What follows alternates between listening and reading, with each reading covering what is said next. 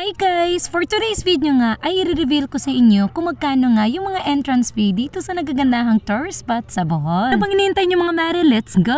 Unang spot pala na pinuntahan namin mga Mare dito nga lang sa may Sea of Clouds sa La Esperanza, Daguhoy, Bohol. Ay napakaganda talaga dito mga Mare at no entrance fee pa kaya pala siya nag-trending sa social media dahil napakaganda naman talaga sa actual mga Mare. Kaka-relax, heartbreaking talaga ang view dito mga Mare kaya i-rate ko siya 10 out of 10. So dumapo naman tayo sa pinakasikat na spot dito sa Bohol. Walang iba kundi dito lang sa may Chocolate Hill sa Carmen, Bohol. Entrance fee is 100 pesos only lang mga Mare at may enjoy mo talaga yung moment mo dito dahil napakaganda ng hangin at napakaganda pa ng view. Ang ito sa nagustuhan kong spot dito sa Bohol mga Mare at i-rate ko nga siya ng 10 out of 10. Naman tayo sa next destination mga Mare dito lang sa Bohol Tertiary, matatagpuan lang sa Villa Aurora, Bilar, Bohol. Yung entrance fee naman mga Mare is nasa 170 pesos lang. May enjoy mo pala dito mga Mare ang napaka-famous na animals dito sa Bohol. Walang iba kundi itong napaka-cute na mga tarsier. Ilan nga lang yung mga tarsiers dito mga Mare, and aside na nga sa mga tarsier ay makakabili ka nga dito ng mga tarsier souvenir katulad na lang ng ref magnet at keychain. Price start nga ng mga souvenirs nila dito mga Mare ay nasa 20 pesos lang. Naman tayo sa ating next destination mga Mare dito lang sa Kinaian Forest Park, matatagpuan lang sa Zamora, Bilar, Bohol. Ay, ito sa pinaka-favorite spot ko dito mga Mare dahil ma-enjoy mo talaga ang Kinaian activities katulad na lang ng bamboo planting, calamay boating, animal viewing, the buggy ride, jeep